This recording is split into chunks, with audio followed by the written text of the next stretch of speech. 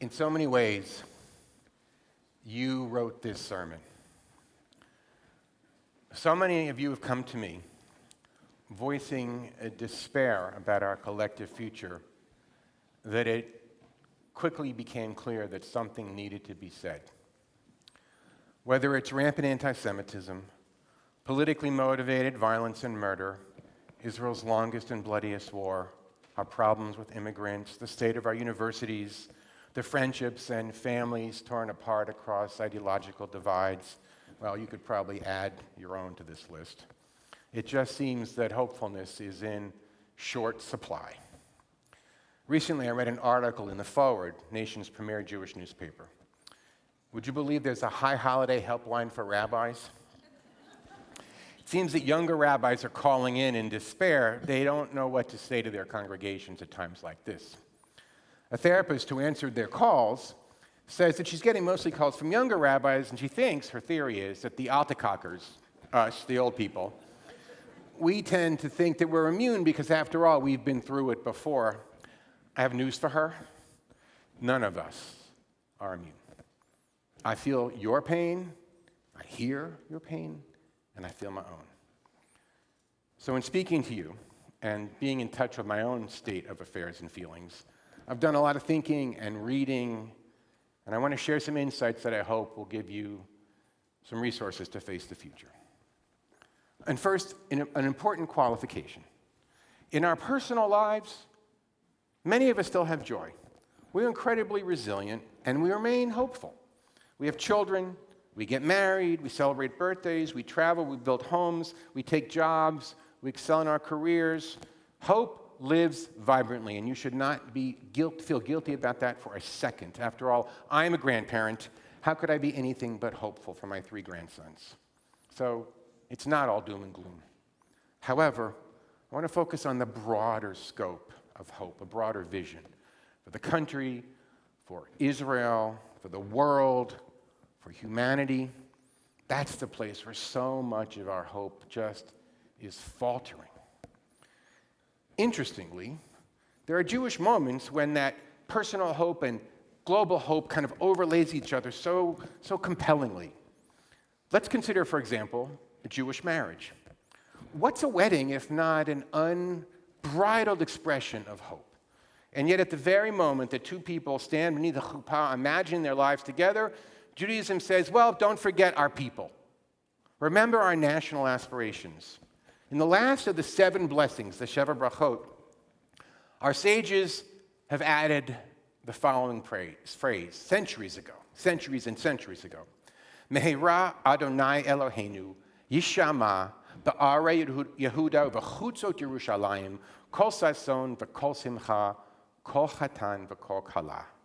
Soon, Adonai our God, may the sounds of happiness and joy and the voice of bride and groom be heard in the cities of Judah and the streets of Jerusalem. Centuries old.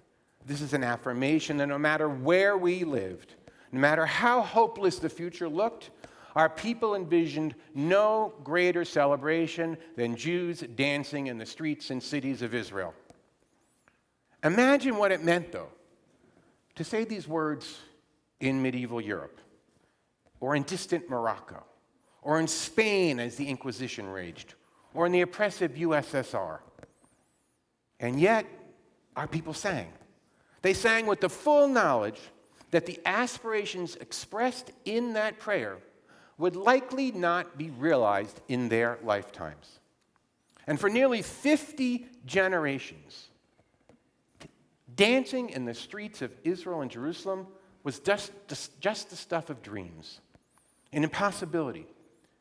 And yet every wedding couple placed their own happiness in the context of dancing in Israel.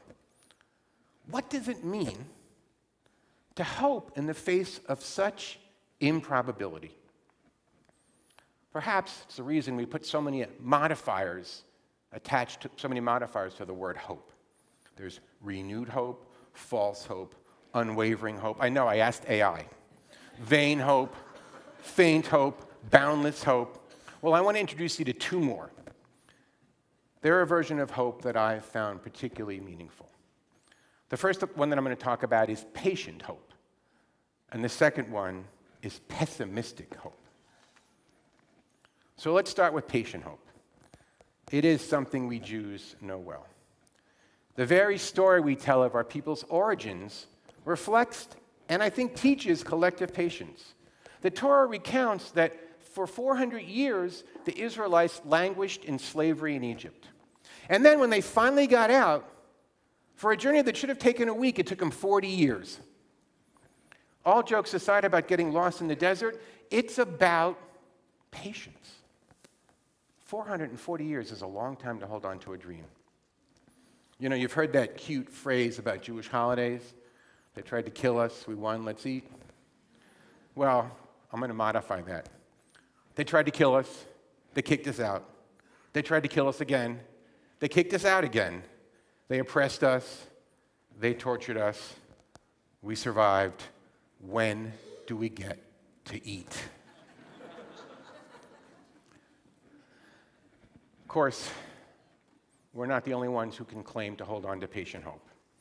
Progress comes very slowly to humanity. Think about how long it took for American democracy to form when people started having governments, thousands of years. Slavery existed in this country for hundreds of years before it was finally eliminated. For equal rights for black Americans, it took another 100 years after the Civil War, and some would say we still have work to do. Women did not vote in this democracy until 144 years after we declared independence.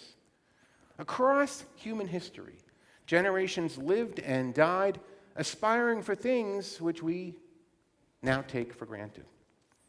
Patient hopefulness undergirded the relentless efforts of those who dared to dream and whose dreams were often frustrated.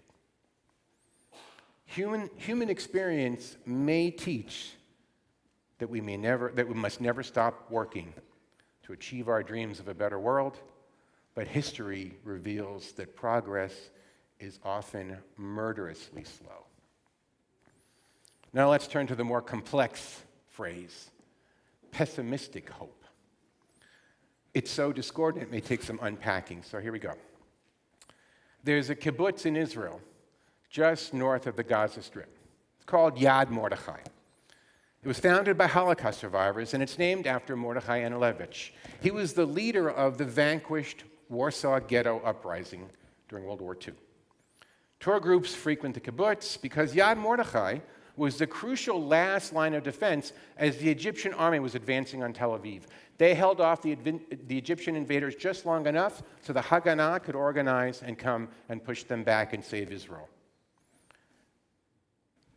Why did those founders of that kibbutz choose that name, Mordechai Anelovich, to name their kibbutz?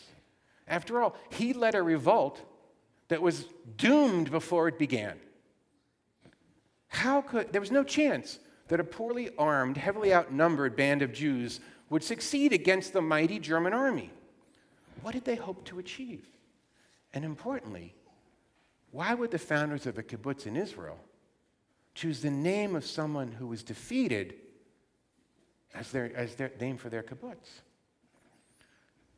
I think the answer is found, one answer is found in Anelovich's last known correspondence.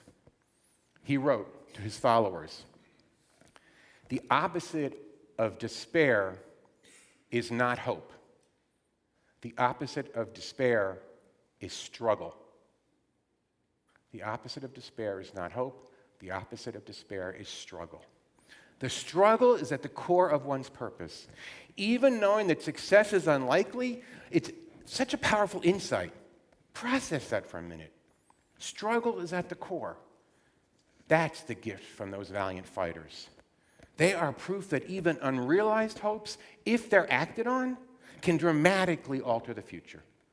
Could they have imagined that a decade later a kibbutz with their namesake, their leader's namesake, would be the one to save the Jewish state? Unlikely. But their legacy evoked that kind of determination from the founders of that kibbutz. I read a book called Hopeful Pessimism. It's by Mara Vanderlucht. The phrase, she asserts, is not a contradiction in terms. It's an inner orientation that inspires practical commitment, moral and practical commitment. She makes a couple of points that I think are useful for us today. First and foremost, pessimism is not fatalism. That's an important distinction. A fatalist believes the future is unchangeable. Nothing I do will matter, so I'm not going to do anything. In contrast, the Warsaw Ghetto fighters were pessimists. They knew that chances were slim, but they weren't fatalistic. They said, nonetheless, we're going to act. They believed they had no choice. Well, so it is with us. How can we utter the phrase, le dor va dor? We sang, Brandon sang so beautifully, from one generation to the next, unless we believe that we are doing everything we can to make the next generation's life better, the world better for those who come after us. That's what le dor va dor means, from one generation to the next. Next, Vanderlook asserts that the struggle truly matters. Remember the story of Sisyphus who rolled the rock up the hill only to have it fall back down on him? Sisyphus appears doomed to an afterlife of futility and despair. But Albert Camus, the Jewish philosopher, looks at that story and he says that the most important lesson that we can take away is the struggle towards the heights is enough to fill a person's heart. And then he says something completely audacious. We must imagine Sisyphus happy. Now, how could he push the rock the 4th, the 5th, the 6th, the 80th, the 200th time up that hill and believe that this time it was going to stay there? It sounds like the very definition of insanity until you consider those Jews back in medieval Europe who sang at their weddings. They knew they would never dance in Israel, and yet their song was their struggle. For centuries, black slaves in this country sang songs of freedom, knowing full well their children would still be enslaved. Their song was their struggle. This is what we've done, us humans. We have struggled to change our circumstances, even when the outcome was bleak. We, too, have to push the rock up the hill. The struggle produces ripples of influence and inspiration that extend well beyond our actions, the actions of any one person or any movement. The struggle itself can fill the heart with happiness, with meaning, with fulfillment and purpose. Finally, Vanderlook makes another powerful, perhaps obvious yet often forgotten point. We really don't know the future. Fatalists believe they do. Nothing I do will matter. That's believing you know the future. Pessimists recognize that the future could be dismal. But then again, we don't know what's going to transpire. So they continue to act. Martin Luther King, Theodore Herzl, they both died before their hopes were realized. And yet Herzl's dream of a Jewish state came to be 44 years after his death. And they were both pessimistic, by the way, about the prospects. King's dream of civil rights saw the beginnings of its fulfillment after his death. Were all their hopes fulfilled as they imagined them? Hardly. But because they struggled, dreamed, hoped, well, our world is a very different place. Let's be very clear. Some of our greatest hopes will rarely, if ever, manifest themselves exactly as we imagine. Pessimism is often warranted. Israel at peace remains a distant dream, and yet we sing Oseh Shalom. Meaningful action to mitigate climate change eludes us, and yet we continue to drive electric cars. Cures for many serious diseases remain just beyond the horizon, and yet doctors and physicians and researchers continue to do that research for cures. I'm going to give you another real-life example for a problem that's particularly intractable in our city. I've worked for decades to find a meaningful way to mitigate homelessness. But it wasn't until I met Ken Kraft that I found hopeful pessimism. He's the CEO of an organization called Hope the Mission, and someone I've come to really admire. He's a politically conservative Christian pastor, and yet he's built the largest agency in the U.S. providing services to the homeless, the largest. In just 8 years, Hope the Mission has grown into a $150 million organization.